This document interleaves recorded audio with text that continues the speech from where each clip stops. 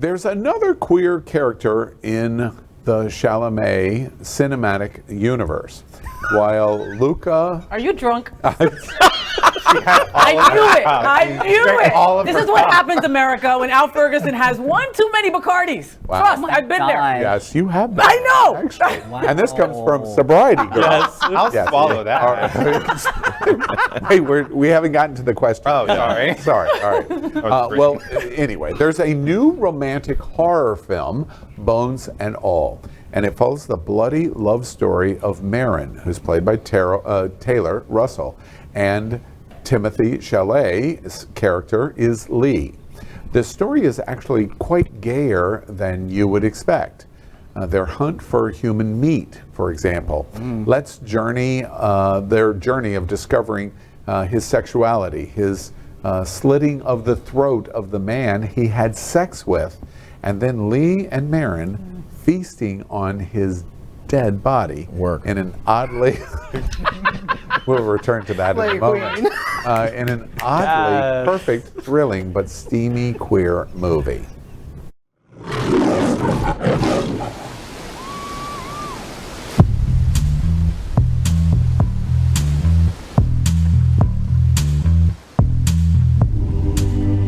There's a lover in the story, but the story's still the same. There's a lullaby for suffering and a paradox to blame. I didn't know I had permission to murder and to maim.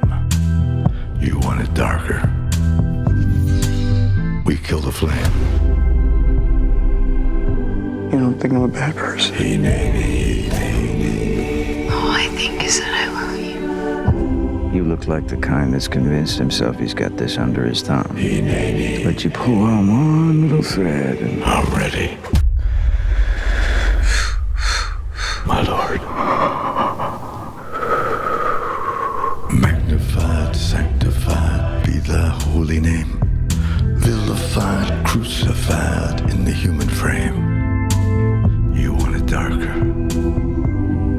We kill the flame.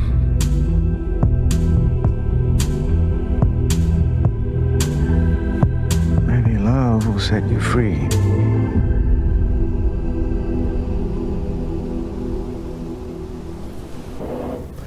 Well, question 5. I'd swallow that. I love that Timothée Chalamet stars in Bones and All by cruising and then jerks a man off. Here, here. Yeah. Why not? No wonder it's called Casual Friday nights. He needs that protein. No wonder it's called Bones and All. It's You the get it gayest now? title of all. It's like the start of a porn. They could just go to Sam's Club. I think the furries are going too far. They need to stop with the praying mantis bullshit.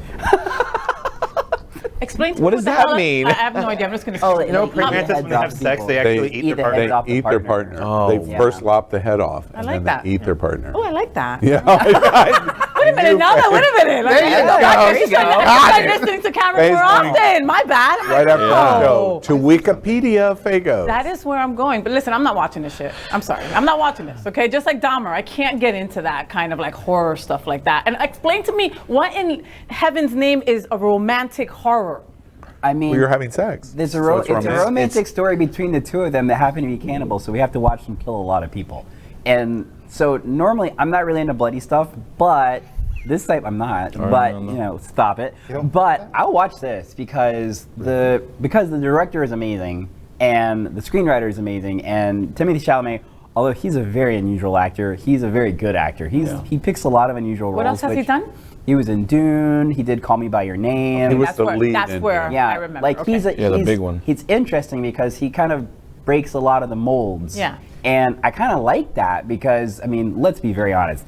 He is a very unusual, very thin, very like. He's not twinkish Channing race, Tatum, right? right? He's not Channing Right. Tatum. He's unusual looking. Right. He's unusual looking for It's Hollywood. not somebody that you would instantly go, oh my God, he's as gorgeous. hot Right. as... For Hollywood, he's very different. Yeah. And the thing is he's starting to embrace like the whole fluidity of everything as well. Like he was on the red carpet wearing like basically dress or it was something, almost yeah. like a very like female outfit, and it was amazing because you're like, why not? Right. Yeah. And I think that that's part of this. He's sort of symbolic of where young Hollywood's going. What do you think about the idea that the storyline and the cannibalism and the violence. I'm using the word violence in a very broad way, but the violence of the sexual interaction, that is sending a wrong message for people to watch. Do you think that that's true or not true? I don't think so. I have a hard time with that. The whole messaging thing bothers me because I know people get influenced, but then it's going to stop us from being artistic and really expressing ourselves when we worry about what impact it's going to make on someone who's receiving it. So I don't think in those terms. Do I think like violence happens in sex, or sex can become a little aggressive and people enjoy that? Yeah, maybe that's part of it. Maybe that's part of their thought process when writing this. I'm not sure, but I hate to think like we can't make something because other people are going to receive it and act upon that. And I think that handicaps the artistic ability to be able to create art, and I consider this part of art, with filmmaking. Because when we do that, then we can't be like, oh, well, we want people to go see, Bros, and create movies like that and expect people to go watch it. If it's not your thing, it's not your thing, then don't watch it. Yeah. But I think there's a fine line because they are advertising it as a romance horror, specifically advertising the horror aspect, where if you look at 50 Shades of Grey, they don't advertise that as a horror, but then, all the backlash from the kink community specifically as well, saying this does not represent us. I don't think there's going to be that issue for this kind of film. Okay. Hopefully not. That'd be weird. Yeah. So he's going to be Willy Wonka next year. Yep. They're remaking Willy Wonka As a young in man. 2023. Seriously? Yeah. He's perfect. No, Yeah. He's perfect for that role. Yeah, original Willy Wonka. and Yeah. that's why I really like Johnny Depp in Charlie and the Chocolate Yeah. Factory, and that was the reason. He's just quirky, weird enough to be great in the representation of that. That's very interesting. LGBTQ plus news is vital for our community and for the broader world as a whole. We have enough enemies at Fox News. Tucker, Sean, and Laura are loud. We need passionate allies. Happening Out Television Network, Queer News Tonight, and It's Happening Out are literally out of the closet and into the headlines. Our community needs your support. Like this broadcast and subscribe now to ensure the growth of the entire LGBTQ plus community.